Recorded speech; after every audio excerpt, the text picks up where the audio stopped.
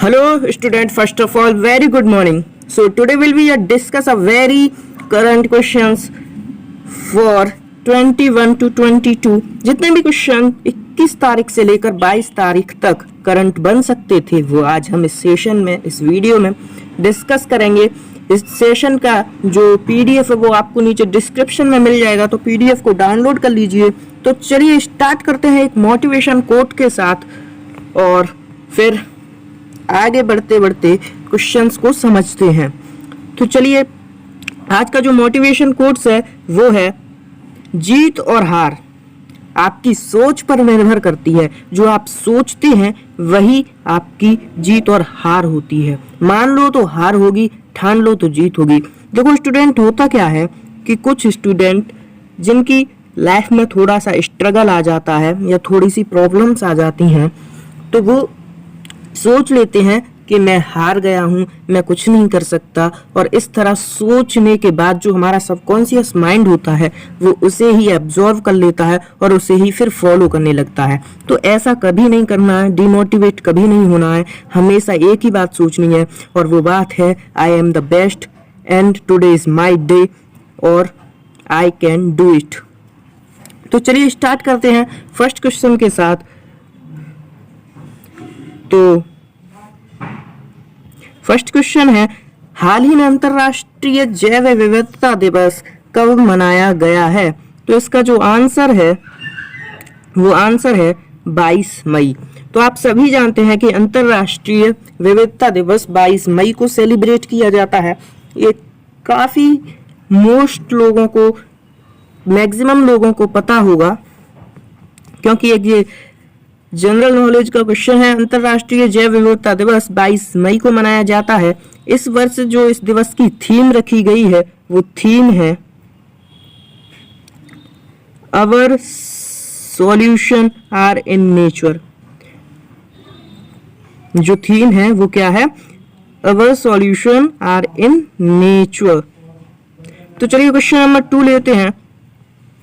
Question number 2 में कहा गया है कि हाल ही में आईओसी ने गैर संचारी रोग की रोकथाम और स्वस्थ जीवन की शैली के समर्थन के लिए किसके साथ समझौता किया है? तो इसका जो सही आंसर है वो आंसर है WHO। WHO ने अभी हाल ही में आईओसी के साथ समझौता करके संचारी रोग की रोकथाम के लिए एक समझौता किया है। और जैसा कि आपको बता दूं, WHO का मुख्यालय है, जो WHO का मुख्यालय है वो जेनेवा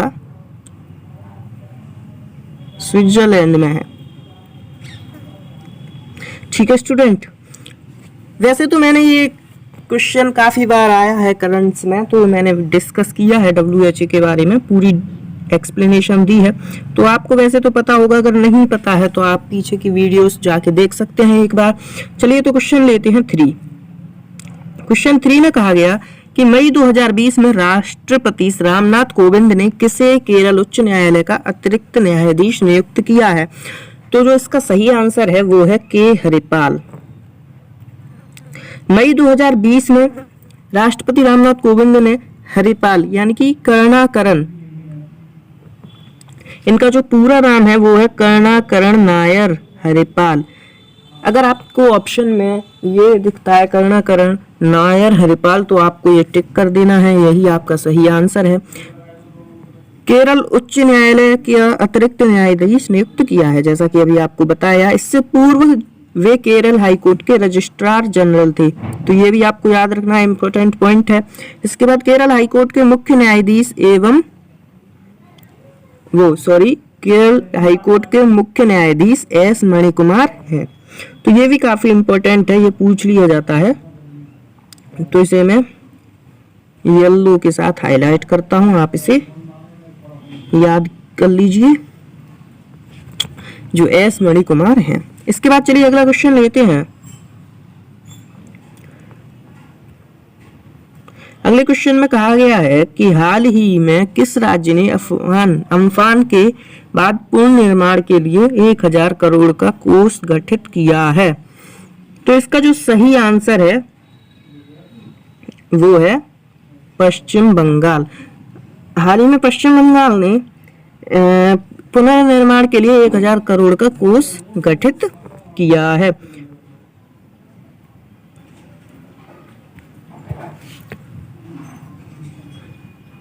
तो इसके बाद क्वेश्चन 5 है, मई 2020 में किस राज्य में राजीव गांधी किसान न्याय योजना का शुभारंभ किया गया?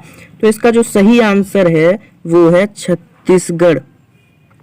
जो आपका सही आंसर है वो है छत्तीसगढ़। इसके बाद क्वेश्चन नंबर 5 लेते हैं, लेकिन उससे पहले कुछ इसके बारे में एक्सप्लेन कर दूं। जैसे कि मई 2020 में छत्तीसगढ़ राज्य में राजीव गांधी किसान न्याय योजना का शुभारंभ किया गया है, जैसा कि मैंने अभी आपको बताया। इसके बाद इस योजना के तहत 19 लाख किसानों के खाते में 5,750 करोड़ रुपए की 4 किस्तों में देगी। जो सरकार है वो 4 किस्तों में 5,750 करोड़ रुपए किसानों के खातों में डायरेक्ट डीबीटी यानी कि डायरेक्ट बैंक ट्रांसफर के थ्रू पहुंचाएगी। इसके बाद 1500 करोड़ रुपए का पहली किस्त किसानों के खाते में ट्रांसफर कर दी गई है। तो ये आपको याद रखना है, काफी इंपॉर्टेंट पॉइंट है। इसके बाद क्वेश्चन नंबर लेते हैं। सबसे पहले छत्तीसगढ़ के बारे में कुछ स्पेशली जो स्पेसिफिक नॉलेज है वो ले लेते हैं। जैसे कि राजधानी यहाँ की रायपुर है, जिले 28 हैं, मुख्यमंत्री भूपेश बघेल हैं, राज्यपाल अनुसुईया उइके हैं, सीटें हैं विधानसभा 9+1 यानी कि 91, 91 सीट विधानसभा है, और राज्यसभा 5 हैं और लोकसभा 11 हैं। वैसे तो मैं आपसे हर वीडियो में डिस्कस करता हूँ, बेसिक सी नॉलेज थी, आपको पता ही होगा। इसके बाद क्वेश्चन लेते हैं 6। क्वेश्चन 6 में कहा गया कि हाल ही में नवीन एवं नवीनीकरण ऊर्जा मंत्रालय ने कोणार्क सूर्य मंदिर और कोणार्क शहर के 100% सोलराइजेशन की योजना का शुभारंभ किया है। कोणार्क सूर्य मंदिर किस राज्य में स्थित है? तो इसका जो सही आंसर है वो स्टूडेंट है ओडिशा। आप सभी जानते होंगे कि कोणार्क मंदिर ओडिशा में है। काफी बेसिक सा जनरल नॉलेज का क्वेश्चन था। तो हाल ही में नवीन एवं नवीनीकरण ऊर्जा मंत्रालय ने ओडिशा में स्थित कोणार्क सूर्य मंदिर और कोणार्क शहर के 100% सोलराइजेशन की योजना का शुभारंभ किया है।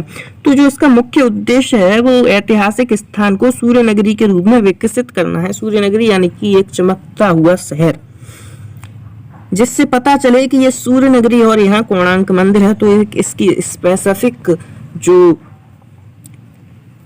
प्लेस है उससे ये स्पेसिफिक नजर आएगा, जिससे दूर से ही पता चल सकेगा कि यहाँ सूर्य मंदिर स्थित है। तो इसके लिए एक कदम उठाया गया है जो कदम सराहनीय है। तो चलिए क्वेश्चन लेते हैं, लेकिन उससे पहले उड़ीसा के बारे में कुछ बेसिक नॉलेज, जैसा कि मैं हर वीडियो में आपके साथ डिस्कस करता हूँ। जैसे यहाँ की राजधानी है भुवनेश्वर, जिले हैं यहाँ 30, राज्यपाल यहाँ के गणेशी लाल हैं और जो मुख्यमंत्री नवीन पटनायक हैं। यहाँ सीटें विधानसभा की जो है वो 147 हैं, राज्यसभा की 10 सीटें हैं और लोकसभा में 20 सीटें हैं। तो हर वीडियो में डिस्कस करता हूँ, इसलिए इस वीडियो में भी डिस्कस करना मैंने जरूरी समझा। वैसे तो बेसिक सी नॉलेज थी, आप सभी को पता होगा। इसके बाद चलिए ये आपको एक इमेज दिखा देता हूँ। ये देखिए, ये इमेज है कोणार्क सूर्य मंदिर की। इसके बाद चलिए क्वेश्चन लेते हैं 7, और क्वेश्चन 7 में कहा गया कि हाल ही में किसने मेडिकल डिवाइस और डायग्नोस्टिक पर उत्कृष्टता की स्पष्टता स्थापना करने की घोषणा की? तो इसका जो सही आंसर है वो है आपका IIT खड़गपुर। जो अभी IIT खड़गपुर में है वो मेडिकल डिवाइस और डायग्नोस्टिक पर उत्कृष्टता की स्थापना करने की घोषणा की है। इसके बाद क्वेश्चन 8 लेते हैं। तो 8 मई 2020 में रिजर्व बैंक ने रेपो रेट में 40 बेस पॉइंट की कटौती की है। अब RBI की नई रेपो रेट क्या है? तो जो इसका सही आंसर है स्टूडेंट, वो आंसर है 4%। जो सही आंसर है वो क्या है? 4%।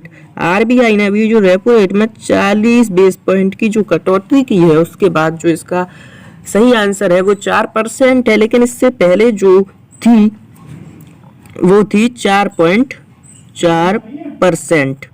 तो इसे याद रखना है। मई 2020 में रिजर्व बैंक ने रेपो रेट में 40 बेस पॉइंट की कटौती किया, जैसा अभी मैंने बताया। पहले रेपो रेट 4.40% थी, जो अब घटकर 4% हो गई है, वही मैंने अभी बताया। वहीं रिजर्व रेपो रेट 3.7% से घटकर 3.35% हो गई है। जो आरबीआई के गवर्नर हैं वो शक्तिकांत दास हैं, जो काफी इंपॉर्टेंट है आप सभी के लिए। इसे आप स्पेसिफिक तरीके से इसे आप स्पेशली याद करें। ये काफी क्वेश्चंस में पूछा जाता है कि आरबीआई के गवर्नर, तो आरबीआई के गवर्नर जो है वो शक्तिकांत दास हैं। इसे आपको अभी याद कर लेना चाहिए। मैं तो यही बोलूंगा कि अभी आप वीडियो देखते ही इसे याद कर लीजिए। इसके बाद चलिए क्वेश्चन लेते हैं 9। क्वेश्चन 9 में हाल ही में इग्नू के ऑनलाइन एमबीए हिंदी कार्यक्रम का शुभारंभ किसने किया? तो इसका जो सही आंसर है स्टूडेंट, वो सही आंसर है इसका रमेश पोखरियाल निशंक। ये एक लेखक हैं और जो बीजेपी पार्टी है यानी कि भारतीय जनता पार्टी, वहाँ के सदस्य हैं। रमेश पोखरियाल निशंक भारतीय जनता पार्टी से संबंधित एक भारतीय राजनेता हैं।